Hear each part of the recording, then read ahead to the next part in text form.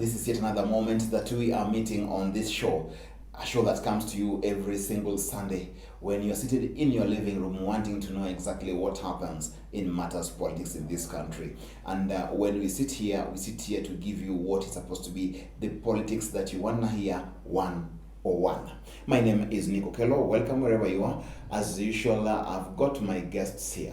These guests are people who have so much info in as much as what we want to discuss today is concerned. Moreover, some of them have the favor of having been even some leaders in this country, and to be specific, even members of parliament. So this panel today is blessed to have people who are experts and even political players who are very active still in the political scene. I will welcome them one-on-one to just introduce themselves, and then we shall begin. Our topic today being, is it the end of reggae dance?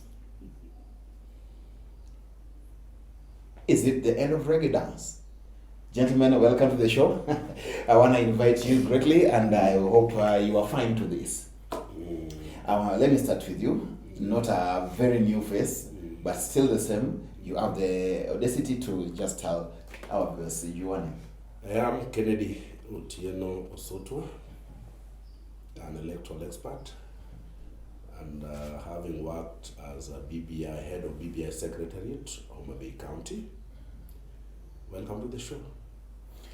Thank you. On my extreme left is a gentleman that I'll let him say his name, and then I'll decorate him as we go on. Thank you very much, Nick. This is Martin Ogindo, Party Leader, Green Congress of Kenya, former MP, Lolwe constituency. Happy to be here. Wow. Green Congress Party of Kenya. Right. That's great. And again, a former MP. This is somebody who has been in the legislature and understands so well, especially what was happening this week and last week in Parliament. Before we even venture so much into what we want to discuss, the big question today is this the end of reggae dance? Has somebody stopped reggae music? Has somebody, should I just say the courts? Have the courts literally stopped reggae music? This is something we're going to be getting into very, very deeply. And I want Mr. Osutua, who was the BBI coordinator in Homa Bay County, to get into the frying pan immediately. Mr. Osutua, is it right to say this is the end of reggae music? No, the reggae is on. Reggae is on? The reggae is on, and the dance will continue next week. No, the dance hall is dismantled, the sound is disconnected, the lights have gone off. How is reggae on? In every stage of life, there is what is called stumbling. You stumble on a stone, stumble on a log. It doesn't mean that you will not reach where you want to reach. True. So whatever decision that was made by the courts yesterday, as alarming as they are, they will not stop reggae. For one reason. What reason? The reason is that most of the things they were deliberating and making judgment on have already been passed. Most of them. Passed by who? Passed by the Kenyans, the Kenyan people. Wanjiku. Because if they had the audacity and the legal framework to stop anything, then that judgment ought to have come before it went through all those stages that it has gone through. So, are you guys preparing to again defy the courts? Do you want to see something that would be akin to undermining the power of the judiciary? No, that is not true, Nick. What I'm sure of, and is going to happen, is that legal minds challenge legal mind. That was a High Court decision. I'm very sure that by starting tomorrow, Monday, we will be able to see Attorney General, who is the legal advisor of government, going to court to challenge the opinion from High Court. And Nick, I want to tell you for sure why I'm saying that this decision was made. It could have been made earlier. It could have stopped reggae. It was made before the assemblies, before either county assembly or national assembly or senate having passed it. Even by the time we were dancing in Mombasa, we danced in Nyanza, we danced in Rift Valley. The dance was everywhere. Why did the courts allow us to dance? These are our children. They have been with us here. They are not foreigners. Where were they? Why did they make a decision? But courts only adjudicate on what is before them. Before any person went to court and showed them that there is a case here to be had, there was no need for them to act on that course. And that is why I'm still repeating that it has been overtaken by events. Look at even things they mentioned. They're even stopping IBC that has been holding elections. How many elections has IBC held in this country after remaining with 2 commissioners only? There are 3. There are 3. Yeah. 3 commissioners, yes, okay, 3 commissioners. Look at the by-elections. Right now, some 2 by-elections that are about to come. On the 50, in the course of this month, there are like 2, 3 full by-elections. Yes. If we allow such a judgment to go on, what does it mean? It means that the country will be held at ransom by the courts. We have 3 arms of government that must work together. We have the executive, we have the judiciary, then we have the legislature, where Mwesh falls. Well, I want to bring in the party leader of Green Congress Party of Kenya, Honorable Martin Okello, in this. Sir, please, from your position as an experienced politician, what can you actually make of all this that is before us right now? Thank you, Nick. I think I've been an observer in the political scene for quite some time now.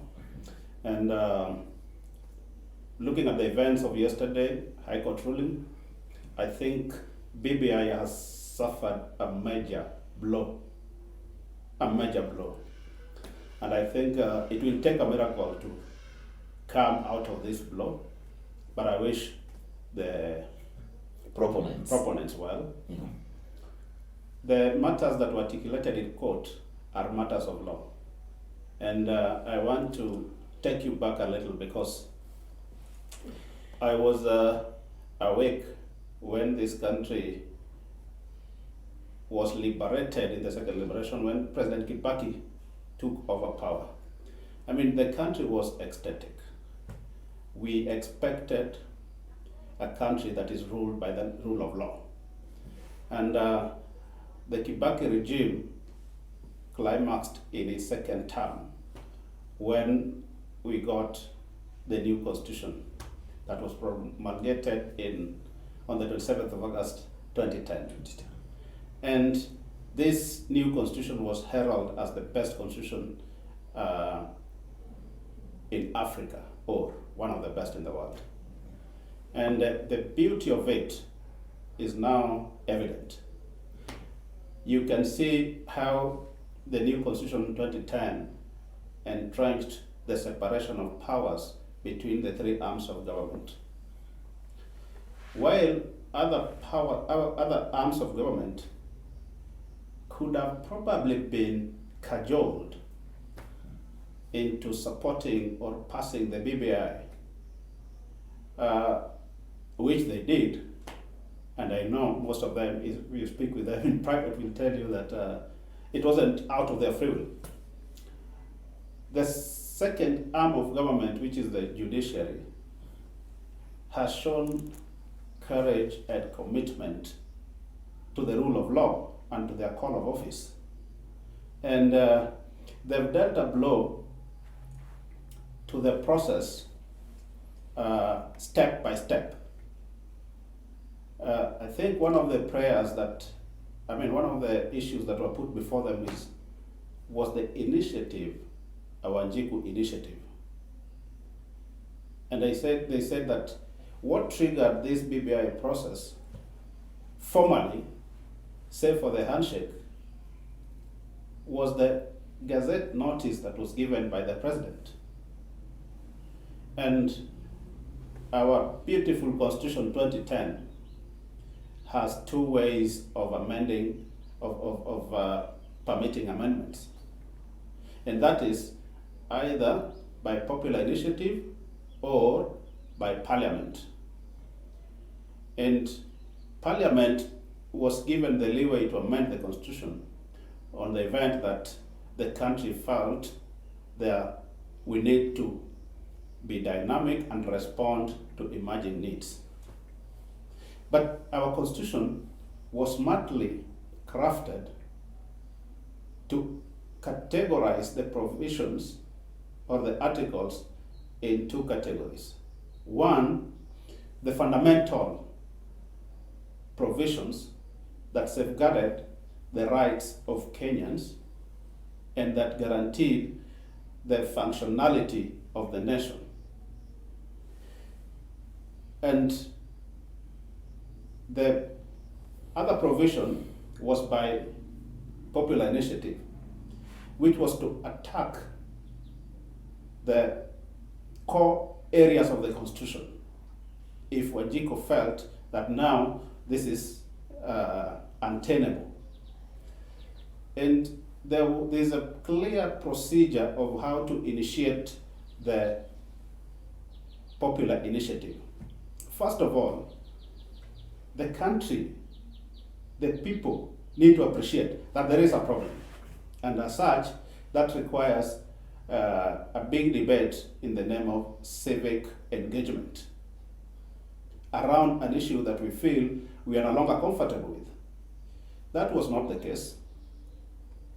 The second thing is that the ordinary people, the public that are pushing for an amendment, must be seen. They must not be amorphous. They must be seen coming together and pushing for this amendment in a collegiate form, and this was not the case. And then thirdly, it is also important that the process is left to flow freely. And you appreciate that when the BBI was launched and the push for signatures came, I think most of the people who signed were later left asking themselves, by the way, what is it that we signed? And thereafter, it was taken through the verification process. And the verification process, the court found, did not amount to verification. It amounts to reloading, conveying through the motions. We didn't have a database against which we could verify the signatures. So there was no verification. We just agreed that probably, and that does not pass the test of law, the rigors of the law. And then when it came to the assemblies, the politics took away the powers of the assembly to do their functions. In other words, the assemblies were commanded to pass, and so they passed. Are you accusing the assemblies, the 47 of them, plus National and Senate, that what they did was not out of their independent ability as members who were elected by the people? They were coerced into doing this. I'm not accusing them. It has emerged that actually the BBI that they purportedly approved had errors. And indeed, if they were keen on approving it without being called upon to approve, then they would have noticed. They are legal analysts. Yeah. Every assembly must have a JLAC committee. Yeah, a JLAC committee. Yeah. that is well staffed with legal minds. Yeah.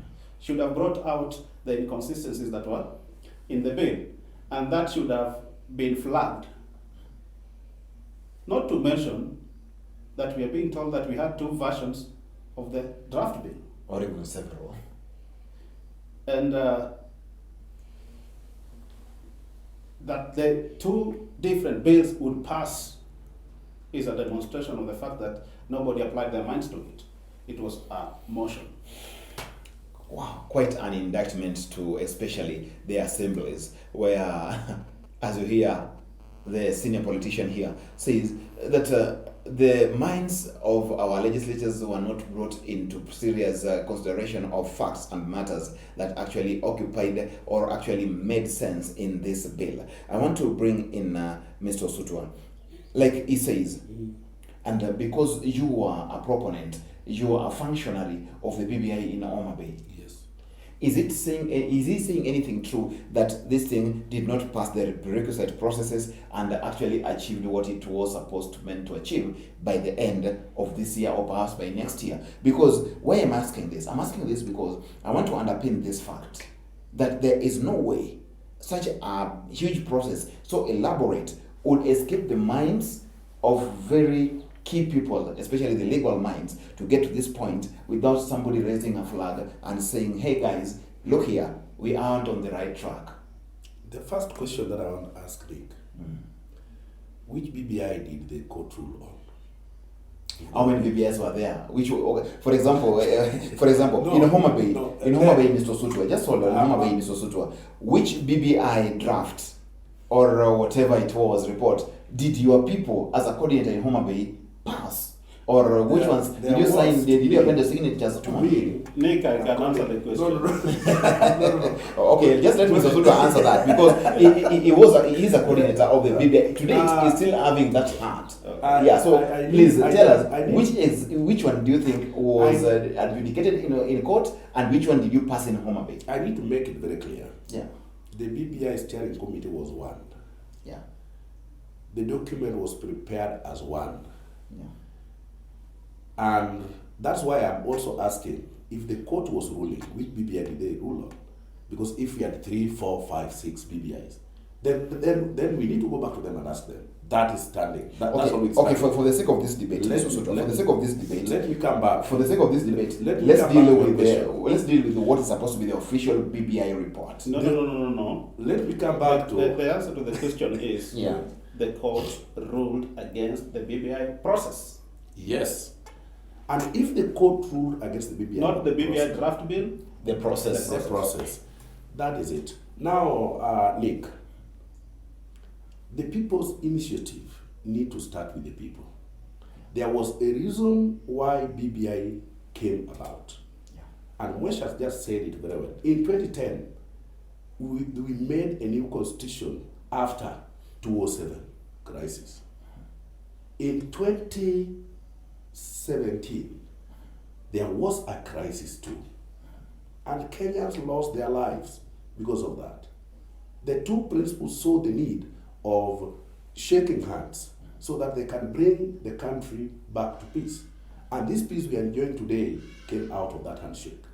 Through that handshake, BBI started. Yeah. When it started, it went through all those processes.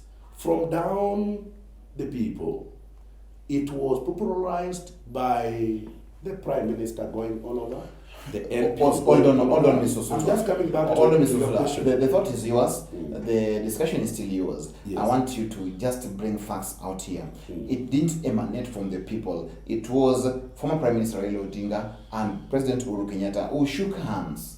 And then this process was given birth to. I want you to point at a situation where, or at a place where Wanjiko himself initiated this process through a petition or through any other means. Where did it happen? Nick, are we forgetting that the president got over 8 million votes of the Kenyans? Are we forgetting that Prime Minister got over 7 million of the Kenyan votes? Let's not forget that. We are talking about two principles who hold this country dear into their hearts.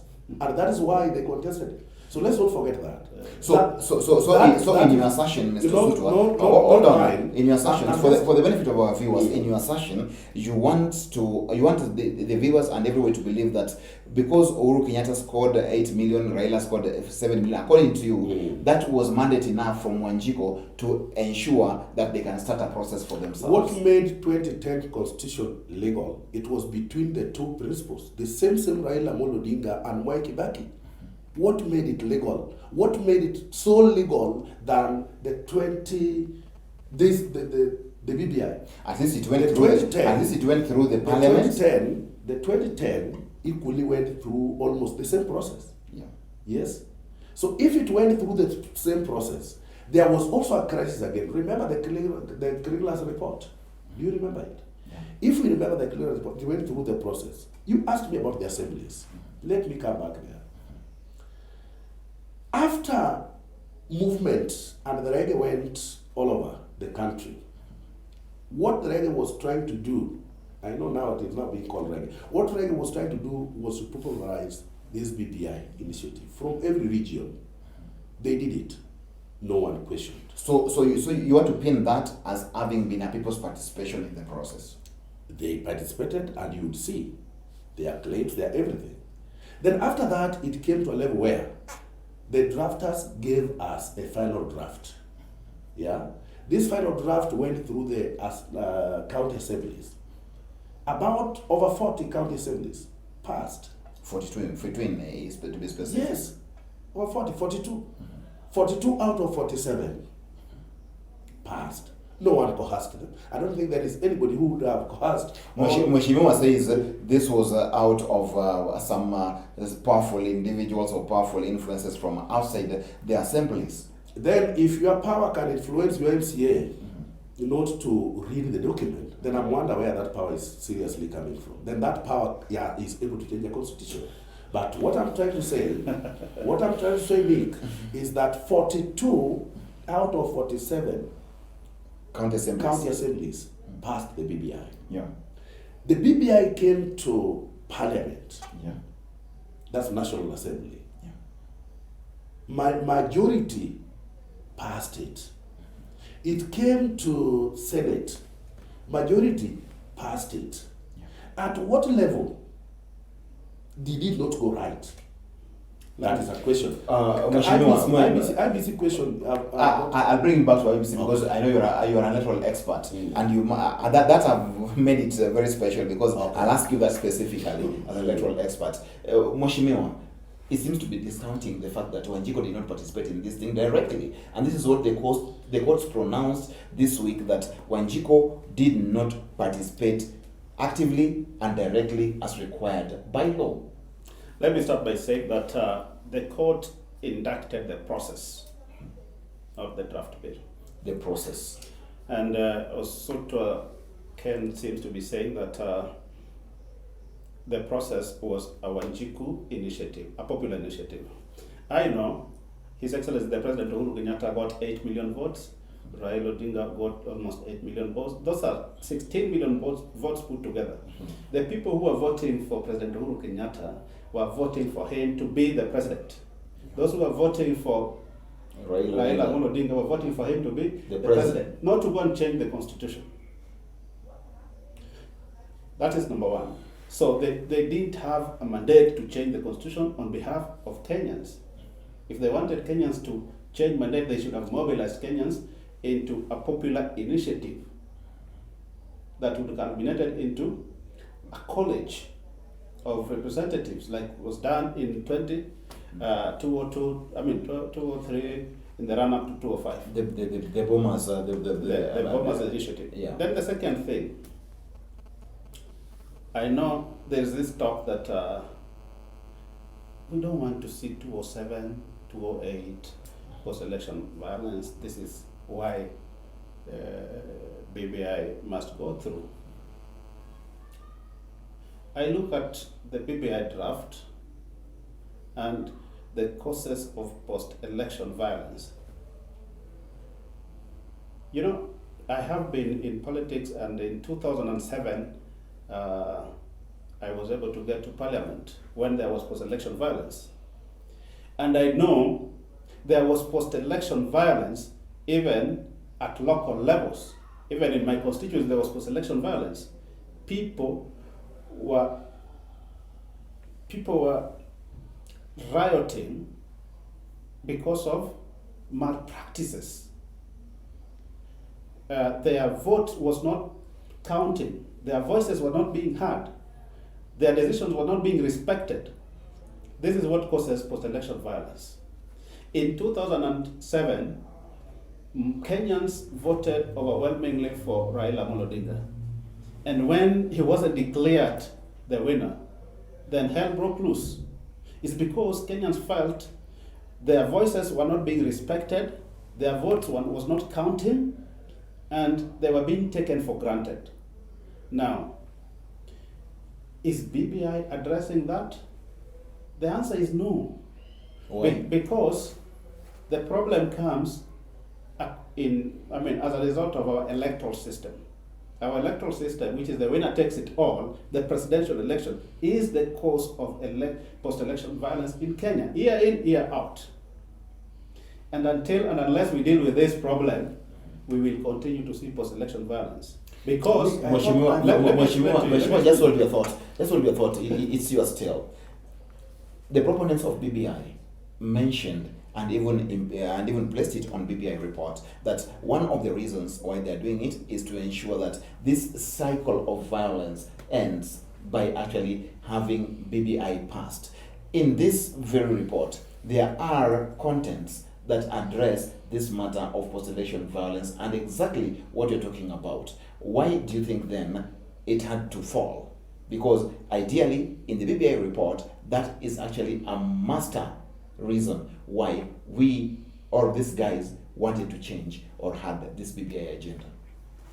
The BBI is pretending to address the issue. They are pretending. The BBI is not addressing the issue. They are pretending. Yes. Yeah. What does it take?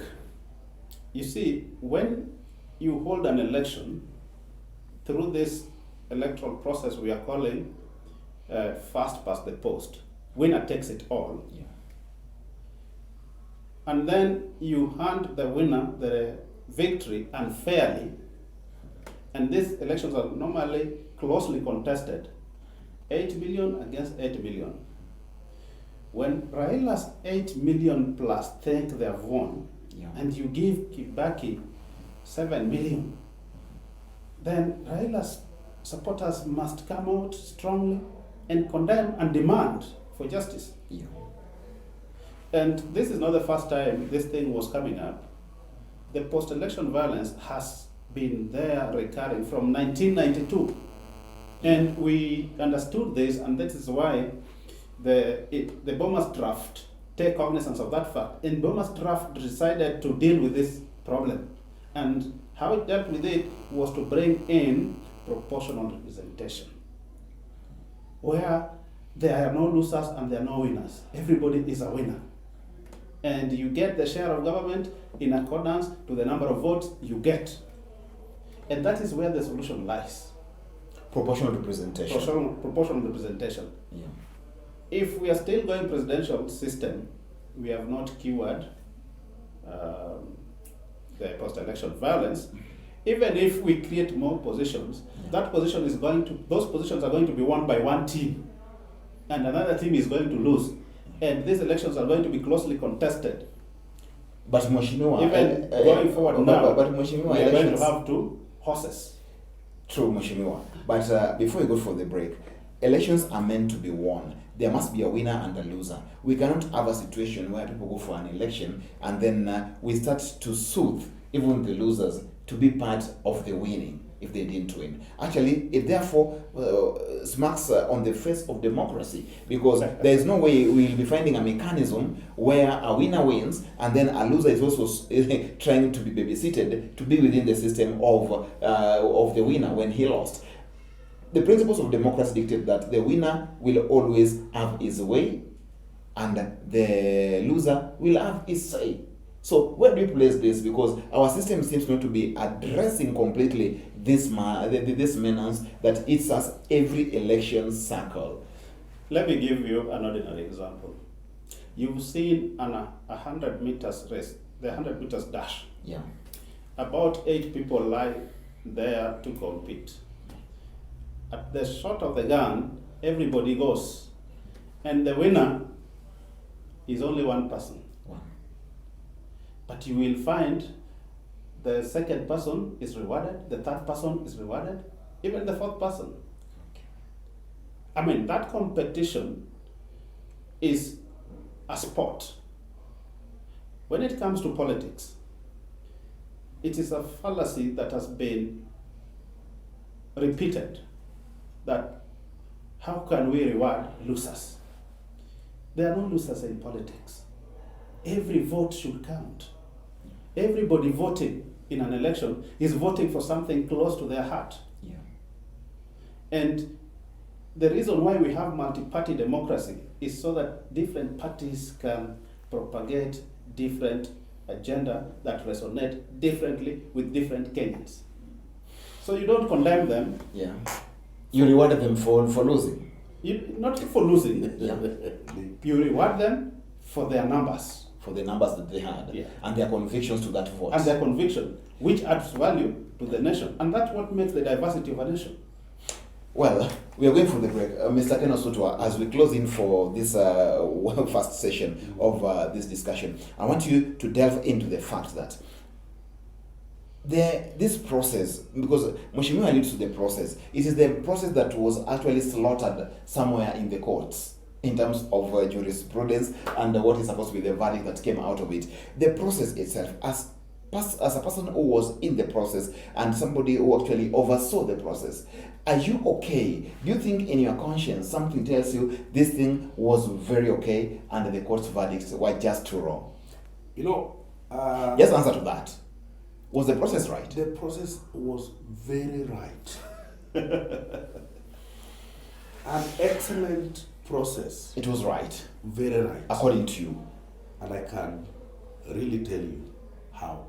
Please, before you tell us how, let's go for this break, and when we come back, we'll get to know how, because actually it's been shredded by the courts. The process itself, not the draft, not even the players, but again, we've seen for the first time what it means to have an independent judiciary that speaks its mind without being coerced, without being cajoled, without being influenced from outside. And it's a matter that is going to set precedence for this country in years to come, because this is a learning curve, a learning process to us as a people. When we come back, we'll be getting more deeper into this BBI train.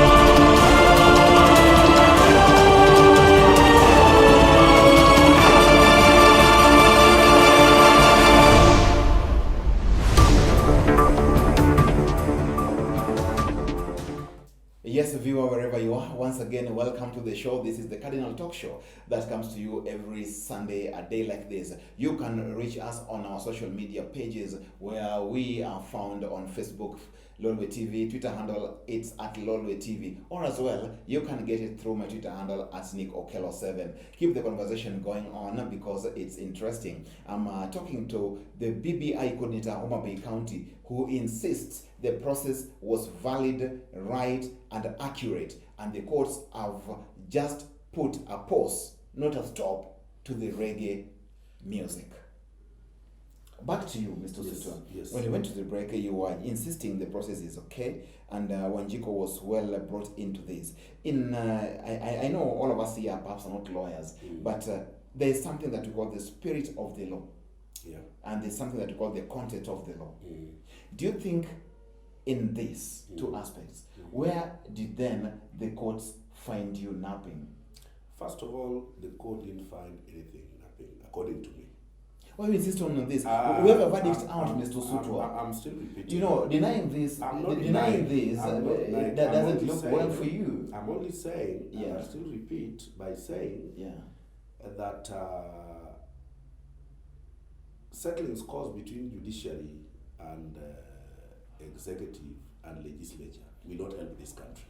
So you are reducing all this judgment to just a contest between the judiciary and the executive. I'm still repeating. Excuse me, just for the benefit of our viewers, are you now just condensing the entire verdict into tough war between the judiciary and the executive? Not the entire verdict. That's a verdict of a high court. There are other courts. We will be able to see them next week. Who tells them that they can hold the country ransom by making a judgment that does not agree with the public? So that is a high court having made a judgment.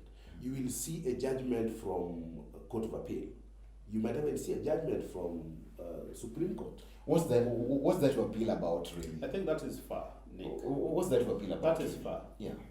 There is what I feel about. Let's still deal with the... Let him interject. Still speaking, let him interject. I think that is far. Of course, it is a right for any dissatisfied or disgruntled person to go to the court of appeal. But we are still dealing with was it meritorious to declare the BBI process unconstitutional? And I think it is, because one of the areas that the High Court judges delved on, and I think they did a lot of research and they quoted a lot of authorities. One of the areas that they attacked the BBI process on was on the additional 70 constituencies. I don't know whether you just let me come into that, because I want to sort of complete and then I come to the constituencies and then we get to all with that, because that's a very sticky area. I know it's of interest to even our people in our regions and the country at large. Mr. Sutwa, you're completing this. Nick, I want to make it very clear that to me, and that is my own observation, when there is unsettlement between the three arms of government, you always see the kind of things that we are seeing now. And to me, I read much into what I'm seeing now, because how can it now come that we have left the BBI, somebody's talking about even taking the president to court on his personal capacity, which has never been there before when he's still a sitting president. Don't you see it was something beyond the BBI? But let me come back to the BBI.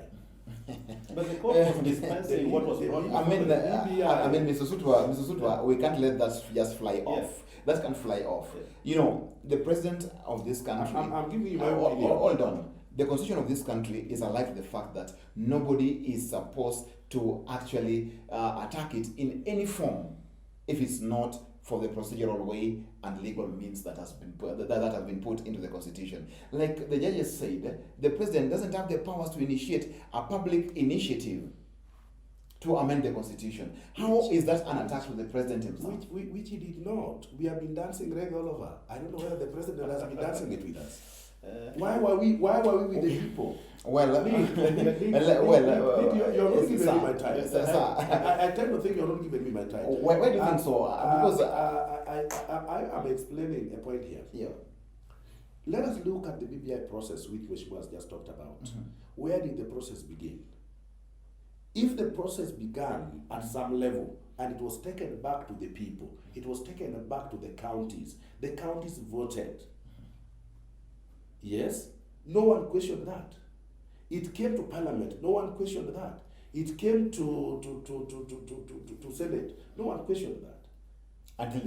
When we were collecting the signatures, I have seen the court has also questioned that.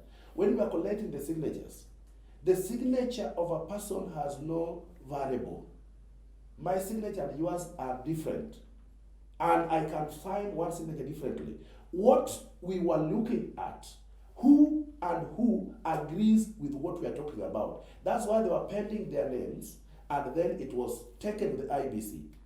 And you had a professor of law saying, what we're looking at, whether that process, because that is how it is allowed, that it comes to IBC. IBC tells us that these people who have signed here are truly voters.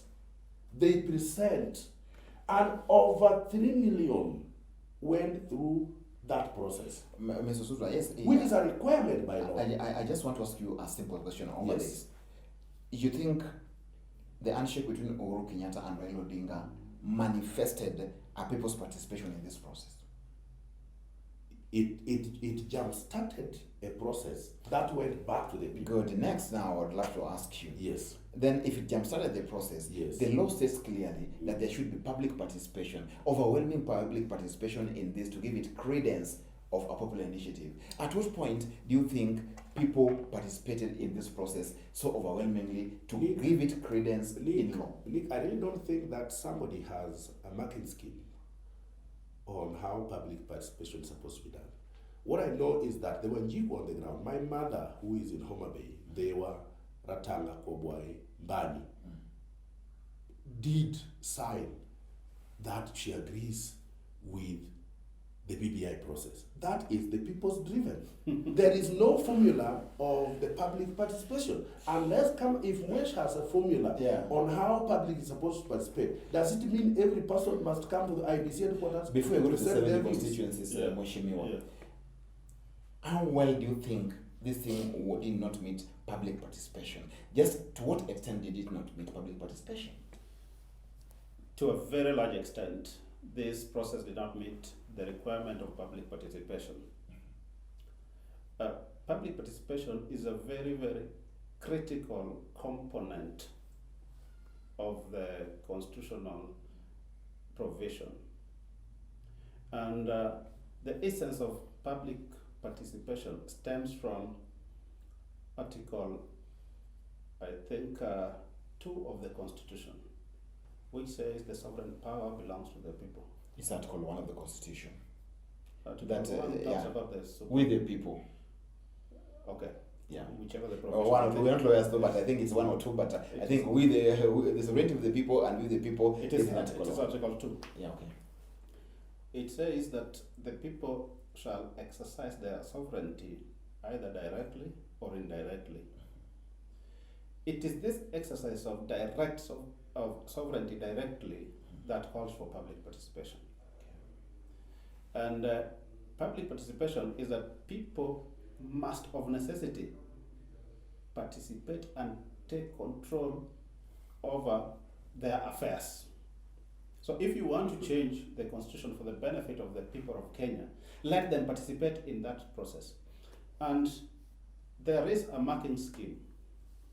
There is a marking scheme. There is a marking scheme. You said there's no marking scheme. It Let- says let- there let- is. let- I know this question was a subject of court decision in Kiambu when somebody went to court that the Kiambu government had increased charges in their marketplace, even the chicken sellers. And then one chicken seller said, we were not consulted on this. There was no public participation. And then the county government of Kiambu said there was public participation, and then they said there was a meeting in some hall somewhere. The court ruled that public participation, a meeting in a hall does not amount to public participation. Public participation must be public and must be seen to be public Just how? Mm. Just how? by the Ocean- public. Public participation must be seen to be public by the public. Mm. And when the 2005 referendum was to be undertaken, we saw the proponents produce the bills, the draft bills. In 2010, we saw the draft bills. If we were to amend our constitution through the BBI initiative, we should have seen the draft bills. You would have been people discussing them. There would have been, the spirit of the constitution is that public participation must be a deliberate effort. I mean, And that's the reggae. people were dancing, people were not discussing the the report actually. So if you go to a Matanga place and you tell them to pass BBI, and you say the people at the Matanga agree to pass BBI, that is not public participation. Okay. Public participation must be Structured. Structured. You people, we have today called you here to discuss this proposed constitutional amendment. And you must structure them into orderly manners that has Like- outcome. Like the civil society, for example, Yes, will be there. I saw there was teachers. there was an attempt. Yes, when there was a meeting in Kisii, and there was an attempt, but the attempt wasn't Did attempt to go with the formula. wasn't public enough Yeah. because people were being ferried from far and wide To make the public to participation. make them public And he has participation. said they must be organized. And you see, the whole essence is to make public participate in their affairs. So you must take it to them. Don't bring them to yourself. Take the Okay. issue to the people. Not the people coming to you. Yes. So the second thing that I think the 5-bench judge found unconstitutional was the provision to do with the amendment to do with the 70 constituencies. The 5-bench judge found that constituency is the unit of political activity, and as such is very, very important in this country. There are 3 things that are very important in this country. Number one, the people of Kenya, politically, the people of Kenya, who are also the voters. Number 2, the constituencies. And then number 3, the political parties. Those things are very, very important in the political arena. Now, the constituencies are units of representation, and their distribution is prescribed in the Constitution, the factors you are to consider. And people, we expect that constituencies are used to represent people, but you need to know the complexity of the country and the diversity of the country. So there are a number of factors that have been prescribed in the Constitution to be considered. You don't consider one to the exclusion of others. Be that as it may, I was not happy with this Constitution on that account. I will tell you that I was a member of the Budget Committee when I was in Parliament, the 10th Parliament. In fact, I was the chairman of the Budget Committee. And I know one of the most important roles that Parliament plays in this country is budgeting. And budgeting is the distribution of resources of this republic to different areas and to different projects.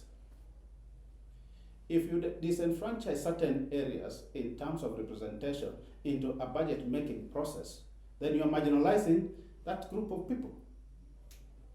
And that is what the course found, that the process that the BBI was using to identify the additional constituencies to distribute, in fact, to distribute the additional constituencies was most unfair, most unjust to Kenyans. And in our region, in Nyanza, it was seriously marginalizing us, because once 70 people are distributed in a skewed manner, then they will have the role of shaping our budgeting process, number one. And if there is this approval of nominees in Parliament, then you can see people from certain areas will be favored into approving their favorite candidates and disapproving others. And I think that goes into the sanctum of fairness and equity in this country. The Constitution, which is chapter 6 of the Which Constitution. is a value in the chapter 6 of the Constitution. Yeah. Mr. Sutwa, I mean, the distribution of constituencies in maybe in a minute. What's your take about it? Are you just okay with everything like it was in the report? No, I couldn't be okay with that. Yeah. But there is a constitutional body that has powers to deal with the distribution of the constituencies. Which is IBC. Which is IBC. And remember, even in the proposal that was being done, we kept on telling our people that BBI does not have that full mandate. It was a recommendation. It does not have that full mandate. That is the work of IEBC. The IEBC here has all the powers to delimitate constituencies, where, depending on the number, the geographical area, and all of that. So on IEBC was to do that. It was not the BBI to do that. To that extent, BBI was unconstitutional. No, BBI was not. BBI is a constitutional change. Okay. The IBC is a constitutional body given a mandate, just like courts are given. It is a commission. So BBI was merely prescribing and telling the. But now the administration of this was supposed to be done by IBC IBC. in the constitution. Now, that was truly the part of IEBC. And IBC, they have always done it. They were still to do it. Yes. But in terms of their composition, the three commissioners, in terms do you of... contest that? Because you've been working with the IBC as an electoral expert. What constitutes a full commission? Because in law, it's 5 commissioners. And we only have 3 commissioners presently. Remember, they've even they've overseen even by elections, which I don't know whether somebody will go to court to just challenge. I don't know what would it be. But do you think it's right? There are 5. You have just said there are 5. They are supposed to be 5. There are 3 as it is. There are only 3, but the quorum is supposed to be 5. There are 3 who are currently there. Yeah. Is that a quorum? It's not out a quorum. of 5. It's not a quorum. It's 7 commissioners. Yes. So the law says that if 5 are in office, then they can undertake the duties of IEBC constitutionally. Yes. But not where? the duties of IBC, the duties of commissioner. Remember, IBC has secretariat. Yeah. Where I used to fall when I used to work for IBC. Yeah. The secretariat does not stop at the level of the commissioners. Okay. Yes. And there is a level in the constitution of which each and every person does. Yeah. So the courts have pronounced themselves that the commissioners that are there, that are currently overseeing the process of elections and any other thing, are not supposed to do that because they don't have the mandate in terms of quorum. Yes, if they were to go for the referendum as they are, Yeah. then that would have been bad because at that level it involves the whole country where you need commissioners. What of verification of signatures? Verification of signatures was done by the secretary. No, it was never done. I think it's cutting around the question. No. You allow me first of all. Well, the constitution actually, we're not lawyers, but we know very well that the constitution actually, Mr. Suto, in all fairness, bestows every responsibility to the commissioners. Nick, we cannot really allow this country to be taken ransom by one arm of government to please other people. All arms must work together. Coming back to IEBC, because you said you will give me time on that. Actually, we are time bad. That's why I'm rushing you. I really need to make this one very clear. Yeah. IEBC has the secretariat, which has never been affected. Yeah. The people affected were the commissioners. Yeah. And out of 7, we are having 3. These 3 have been doing a number, even in the political fields, even, including the judges and all that. They have been doing all that. How come now, we have now realized that they are not properly constituted? Well, that is now for the courts to say. I don't think it's for us to say. I want to bring in, as we complete, Green Congress Party of Kenya, party leader. What is your position in this from the word go? Were you guys against it or for it? Just in a yes and no answer. We are opposed to BBI. I think that is clear. Because one of the amendments that was contained in BBI was hurting this country. We have come from far in this country and we have made good progress. BBI seemed to have been taking us back, eroding the separation of power principle and also distributing the 70 constituencies unfairly without mandate. If IBC was left to do the boundaries review, I know Karachuonyo would have benefited, Ndewa would have benefited, Nyatike would have benefited. And without that, that region is disenfranchised and possibly for a very, very long time in terms of resources and in terms of positions. And as such, we would have found it very hard to campaign or even to vote for it. Okay, no problem. This one now brings me to actually the closure. This matter can be debated upon. Remember, the judges this week had like 6 hours to actually give out and read out their verdict. It was such an onerous task before the judges. As you know, it is a process that was challenged so heavily by the courts. And before we wind up, as usual, we want to get in less than 5 seconds what actually captured your imagination over the week, Mr. Osutwa. What captured my imagination over the week is that in the middle of COVID, a government, or let me say a company where government has shares called Safaricom, was still able to make billions of shillings. What's wrong with that? In terms of profit, I'm coming to that. In terms of profit, Oh, and still a number of people yeah. borrow over $1 million through their system, and they have not given back to the society. Well, Safaricom made very good profit margins in the midst of COVID, and Osutwa finds fault with that. He will tell us in our next show why he sees that like that. I come to you, sir. What actually made captured your imagination over the What captured my imagination, Nick, is the beauty of our 2010 Constitution. And this was captured by the courage that was exhibited by the 5-man bench that found the BBI process unconstitutional. It is indeed a confirmation that Kenya can function if left to do for the benefit of all Kenyans.